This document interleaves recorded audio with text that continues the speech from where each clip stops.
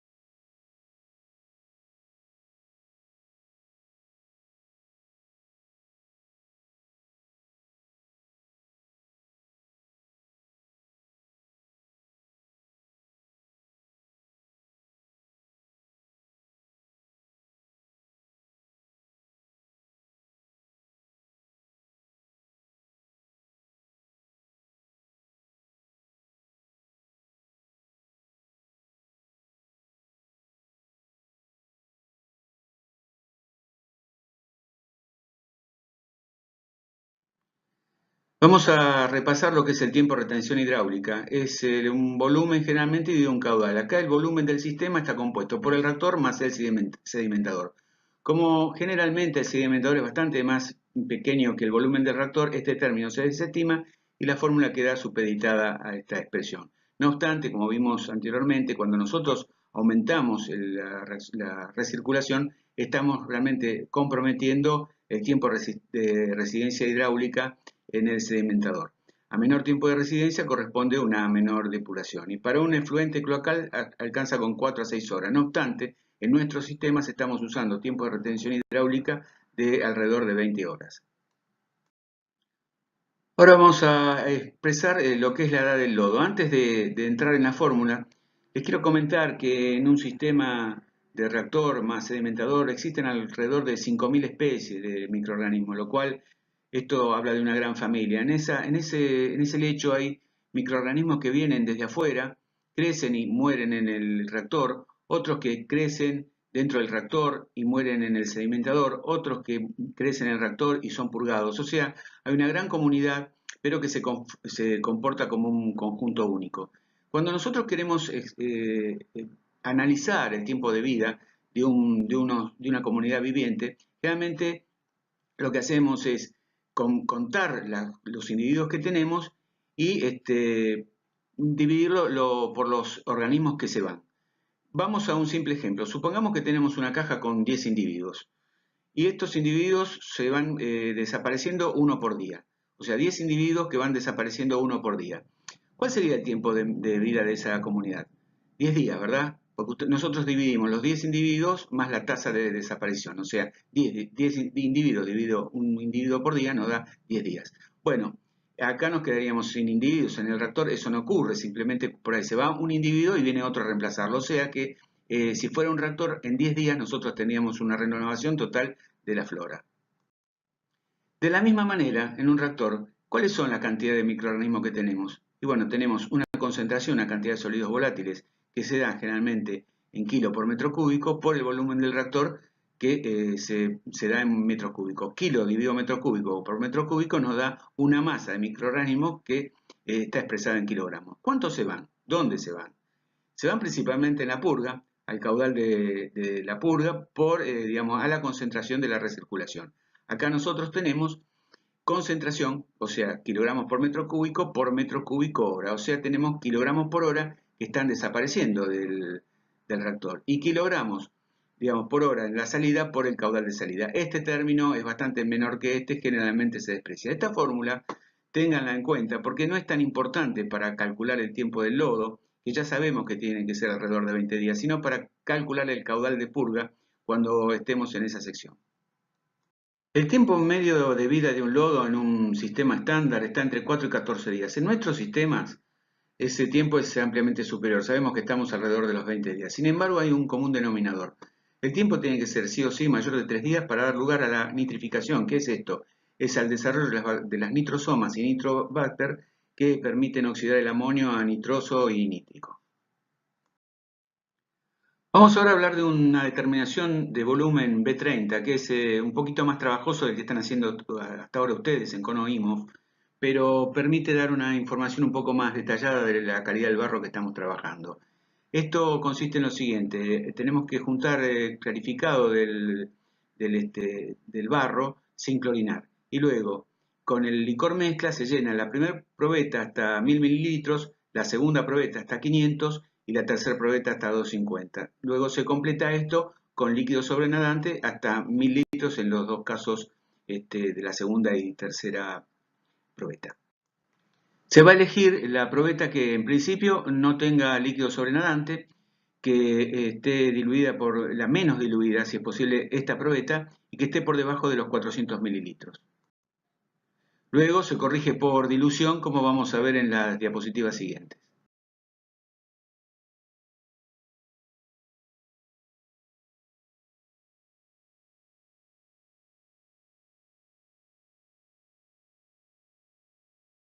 Vamos a ver ahora un ejemplo práctico de este método.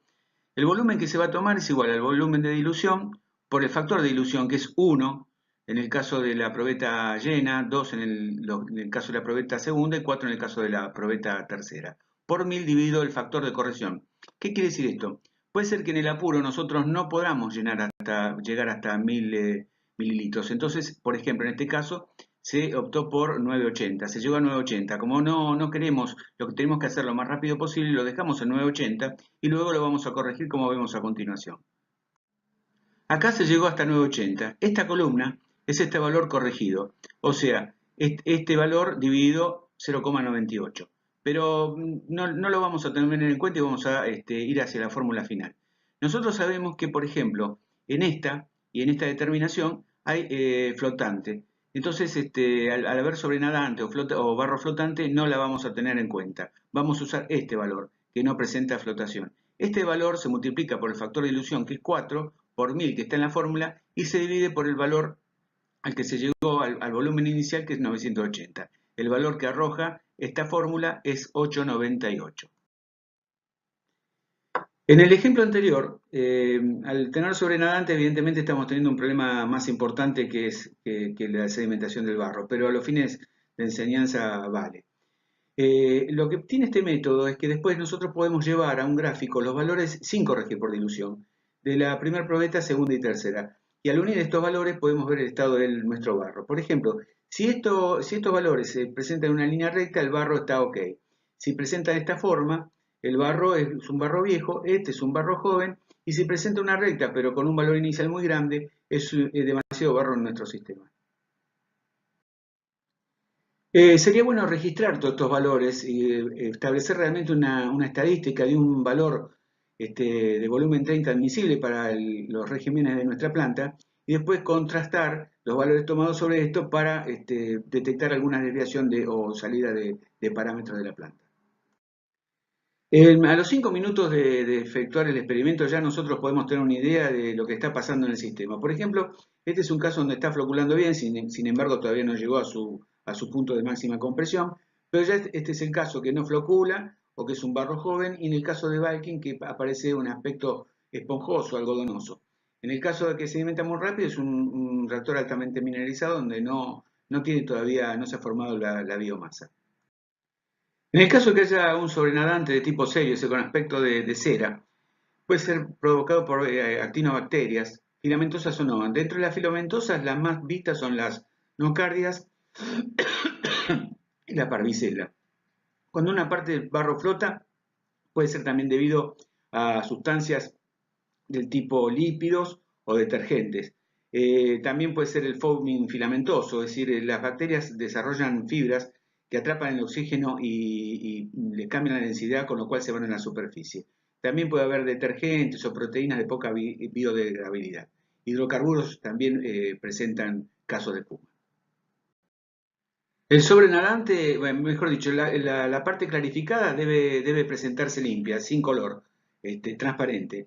Si hay coloración puede deberse a micropartículas que no han logrado sedimentar muy chicas. También puede ser una emulsión con algún tipo de hidrocarburo o aceite. Y la coloración puede ser que se deba a algún pigmento de mucha de cubo. Eh, También en un barro viejo se presentan partículas en suspensión dispersas, o sea, biomasa, que aportan de cubo.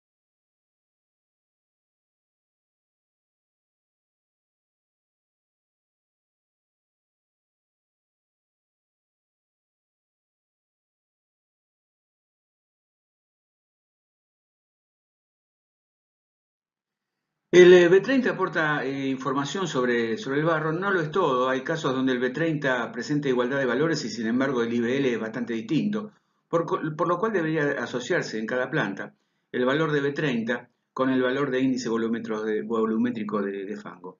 Si bien no se recomienda realizar el B30 con probetas plásticas porque aumenta la velocidad de sedimentación. En muchos casos, bueno, nos tenemos que adaptar a las condiciones que tenemos y si tenemos que medir con probetas plásticas, mediremos con probetas plásticas, procurando que el método de medición sea siempre el mismo, no cambiando ningún tipo de maniobra.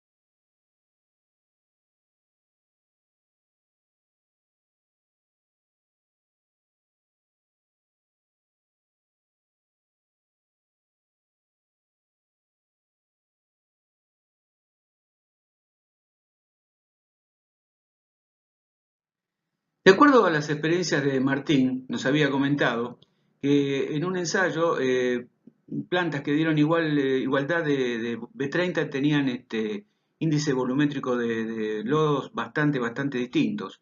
Esto se debe al mejor deber a que en algunos casos los flocks son más dispersos, sedimentan bien, pero hay menos densidad de floc y por lo tanto menos sólidos volátiles en el sedimentado. Este efecto se minimiza o se atenúa con la centrífuga. ¿Por qué? Porque aumenta la fuerza de gravedad que teníamos en valor 1 en los sistemas naturales a 4 o 5 veces el valor G. Esto oficia como una especie de compactador de los barros y nos da una medida más certera, más cercana a lo que son realmente los sólidos suspendidos volátiles y totales.